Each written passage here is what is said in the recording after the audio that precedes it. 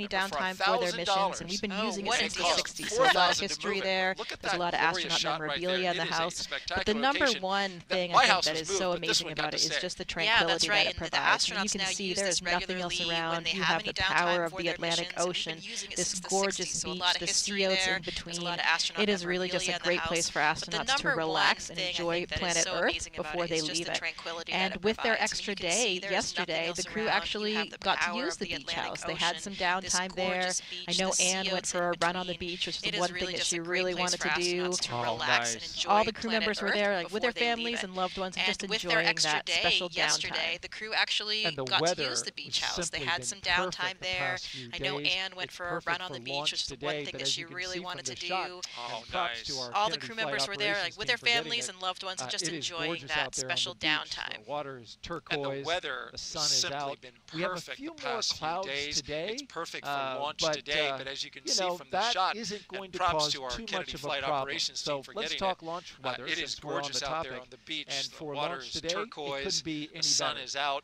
We have a few more clouds today, but that isn't going to cause too much of a problem. Concern that so we have let's talk launch weather since we're on the topic.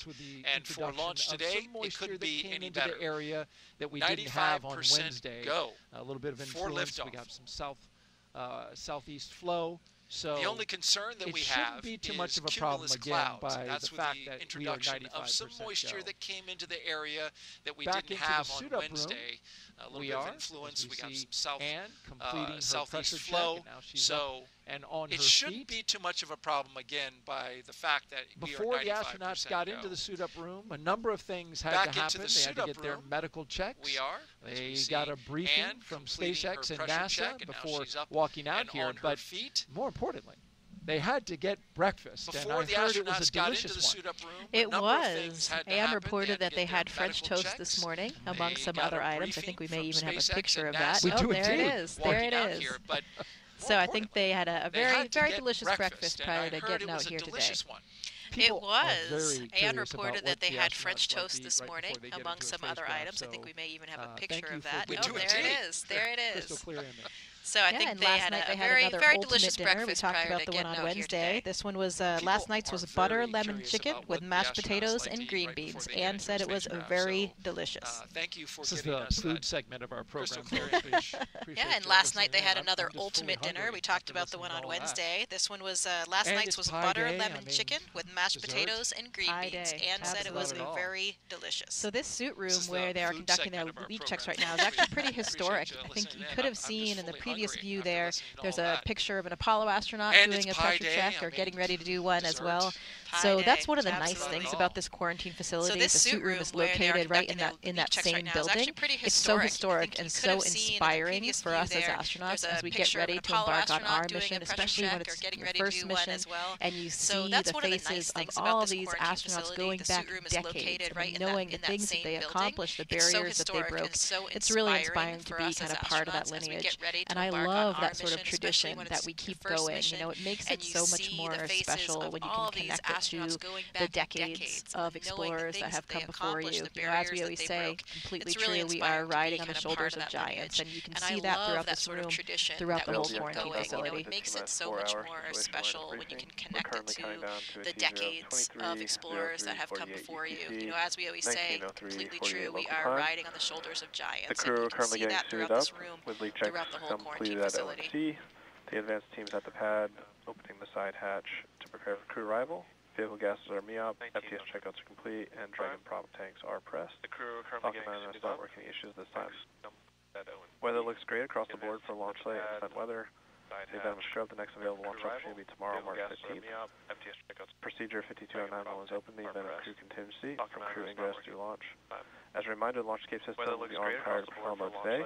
Hangar X go on lockdown at T-minus 45 minutes and last until spacecraft separation, or after the launch escape system is disarmed. All personnel are required to stay in their locations until lockdown. As a reminder, the launch escape system will be armed prior to propel mode today. Hangar X go on lockdown at T-minus 45 minutes, last until spacecraft separation, or after the launch escape system is disarmed. All personnel are required to stay in their locations until lockdown is complete. MD on countdown 1D, report on Dragon Health. And there's Dragon is healthy, tracking no issues. There's one of the photos I was talking about, Daryl. You can see the historic suit room. Falcon 9 Health. Falcon 9 is healthy, not tracking any issues. Alright, this will conclude the T-minus 4-hour situation awareness briefing. And there's one of the photos I was talking about, Daryl. You can see the Daryl just over historic suit room. head. You can see one of those healthy, photos not that I was tracking talking about. Suit donning and checkouts complete on schedule. T-minus 4-hour situation awareness. Any other questions? The chairs have changed a little bit. You see some pretty comfortable lazy boy type chairs, though, in that Daryl, photo. just over Talk's head, you can see one of those photos that I was talking about. And it looks like Bob Crippen and John Young. Maybe their first shuttle flight. I mean, it would have to be. The chairs have changed a little bit. You see some pretty comfortable lazy boy type chairs, though, in that photo. On the other side of the room.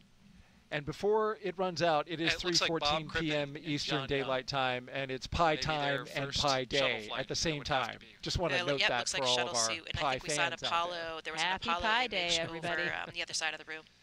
And before it runs out, it is 3:14 p.m. Eastern Daylight Time, and it's Pi time and Pi Day at the same time. Just want to note that for all of our Pi fans out there. I think it's Neil Armstrong. Happy Pi Day, everybody. Image, and those are the kinds of things that really inspire you when you're in there getting suited up yourself. Kind of, absolutely. It's kind of perfect.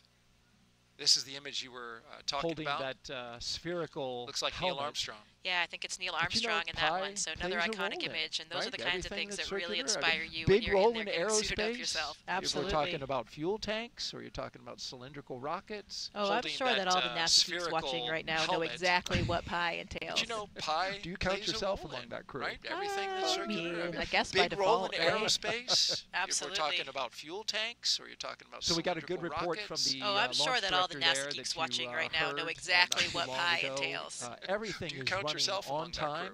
They got the advanced team I guess by pad. default, right? They're opening up the side hatch to get that ready for. So we got a good report from the launch director there that you heard as he mentioned, not too long ago. Everything is running on time. They got the advanced weather is team good out also of the pad. in the ascent corridor, they're an area up the that side runs hatch up to get that ready the eastern for coast astronauts along to the Atlantic. ingress. The Conditions weather, are good as he there mentioned, in case just the Dragon needed to come off the top of the rocket. Weather is good also in the ascent corridor, down, an area that runs up the eastern coast along the Atlantic. Conditions are good as there in case the Dragon needed to come off the top of the rocket in the case of an emergency and then splash down along that ascent corridor. And as we look at our Crew 10 astronauts taking their photo op inside of astronaut crew quarters, I want to remind you that we would like you to participate in the show again today. And if you want to do so, as we look at our Crew 10 astronauts taking their photo op inside of astronaut crew quarters on X, Facebook, YouTube, or Twitch, send your we would like you to participate in the show again today. And we look and if forward you want to do looking at all so, those just ask your question over the next 4.5 hours, and you can get it in on X, Facebook, YouTube, or Twitch. Along with send your question with the hashtag AskNASA. Okay, and we look forward to looking at all those questions and card game. funneling them in to Jessica It's Meir, a tradition to try and get who rid has of a rich any bad experience in spaceflight. Yesterday, along with her current training what appeared as to an astronaut. me to look like high-low. Okay. Time now for the traditional card game. Out to the astronauts, and it's the a tradition to try and get rid of plays it with the crew. Any bad luck. Yeah, I believe it was high card that they played yesterday. Last time. I haven't heard that they were going to change the game, like but we're never quite sure just because they do change it for different crews. Out to the and the history here, there are a few different versions of it, but the one that I think is probably most correct is that they play until the commander loses. That way, we make sure that this crew gets all their bad luck out of the way. For different crews. You can see Joe Akaba is dealing out the cards here to the crew. There are a few different versions of it, but the one that I think is probably There's another most version correct that is that the commander's supposed to win, I guess, to ensure more good luck, that way but I think we make it's the sure first that this version. Crew gets all their bad luck nice, out of the way. Just like we were talking about earlier, the traditions that we keep up in the astronaut office to make it a little bit more special, provide that real human touch that we can all connect to, and you can see lots of smiles going on right now. The shuttle astronauts used to play these games all the time, and I'm assuming this tradition maybe goes back even to the Apollo times, but I'm not certain about that one. A little bit more shuttle. special, provide that real human touch that we can all connect to, and you can see lots of smiles going on right now. Fist bumps all around. The shuttle astronauts used to play these games all the time, and I'm assuming this tradition maybe goes back even to the Apollo times, but I'm not certain about that one. At least shuttle. Of hearts. And she gave that up, and that's a pretty low card. Fist bumps all around from the chief. Sounds like a loss to me. It sounds like a loss, yeah. My guess would be that Anne had a 4 of hearts. Time to go fly. And she gave that up, and that's a pretty low card. So, seeing all their faces, sounds like a loss to me. It sounds like a loss, yeah. You know, a break from, you know, hitting these milestones. Time to go fly. At specified times. You know, you have a But you little could really time see it in that's that literally shot on their schedule. and, you know, seeing all their relax a little faces, bit, that moment of levity. have you a know, moment of break levity with your from crew and with the chief. Core hitting countdown, these Lyofield removed milestones and at installation complete. specified times. On schedule. You know, you have a little time that's literally on their schedule to relax a little bit and have a moment of levity with your crew Countdown, and with the Lyofield chief. removed and installation complete. On schedule.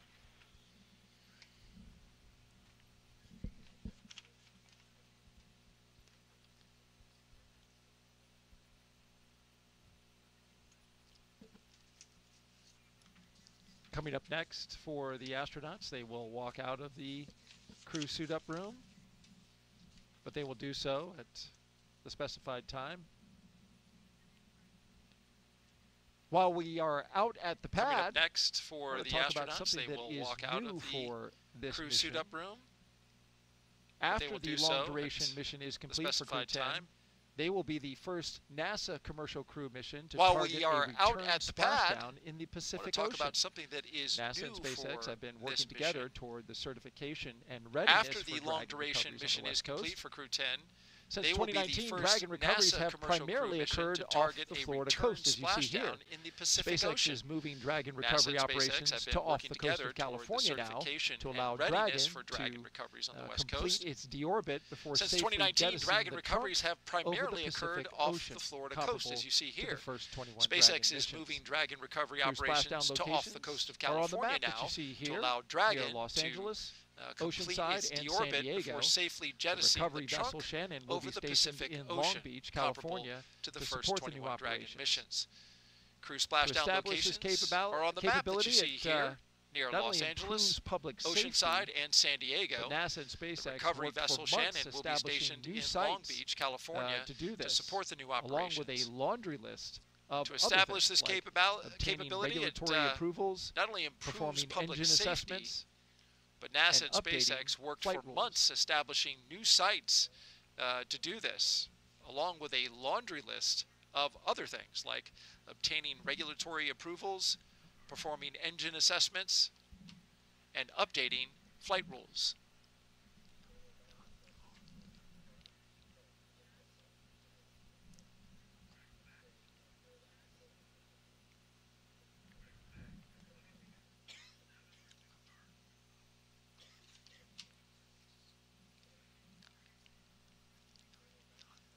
While we have a moment as we orbit Launch Complex 39A with the Falcon 9 rocket and Endurance spacecraft on top, let's take a closer look at today's crew. And let's start with NASA astronaut Anne McClain. She While we have a is your moment Crew 10 commander. as we orbit Born and raised in Spokane, Washington, Launch Complex NASA selected 39A Anne as an astronaut with the candidate Falcon in 9 2013. rocket and Endurance Crew 10 spacecraft will be her on second top. space Let's flight take after a closer launching look aboard at the today's crew. Soyuz MS-11 in 2018. And let's start and with serving NASA as astronaut flight engineer Anne on the McClain. International She is Space your Crew Station 10 for commander. Expedition 58 Born and raised in 59. Spokane, Washington, In total, NASA she spent selected Anne as an 204 days astronaut in candidate space in and 2013. completed 2 spacewalks, Crew 10 will be totaling her 13 second space hours flight and after 8 launching minutes. aboard the Anne Soyuz is a West Soyuz Point MS-11 graduate in and 2018 colonel in the U.S. and Army, serving as a flight highly engineer on the decorated Master International Army Space Station aviator. for Anne has Expedition more than 58 and 2,000 59. flight hours and 20 In total, different she spent aircraft. 204 days in space Anne is also an and avid completed 2 rugby spacewalks, player and totaling former 13 member hours of and the 8 USA minutes. Rugby Women's Anne National is a Team. West Point She graduate currently and lives colonel in in the Houston, U.S. Texas, Army, with the a rest highly of the decorated Master astronauts. Army aviator. Anne has more than 2,000 flight hours and 20 different aircraft. The Anne is pilot also for an Crew avid 10 is rugby NASA player astronaut and former Nichole Ayers. member of the USA Crew 10 Rugby mission Women's National will be Team. the first space She flight for currently lives Nichole in Ayers, Houston, a Texas, major with in the the U.S. rest Air of the Force and the astronauts. first member of NASA's 2021 astronaut class named to a crew.